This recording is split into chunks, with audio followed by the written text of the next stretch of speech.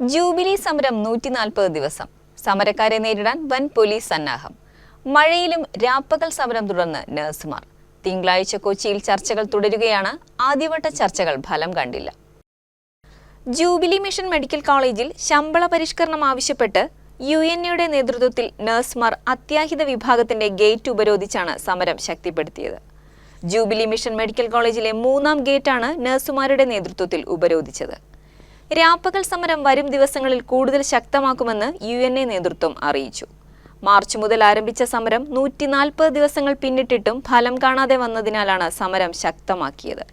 ആരോഗ്യമന്ത്രി ഇടപെട്ടിട്ടും jubilee mission അധികൃതരിൽ നിന്നും അനുകൂല നിലപാടുണ്ടായില്ലെന്ന് UNA ചൂണ്ടിക്കാട്ടി.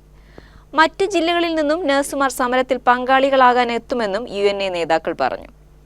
അത്യാഹിത സേവനങ്ങൾക്ക് തടസ്സമില്ലാതെ മറ്റു ഗേറ്റുകൾ വഴി ആംബുലൻസുകൾ കടത്തിവിടുകയാണ് ഇപ്പോൾ ചെയ്യുന്നത്.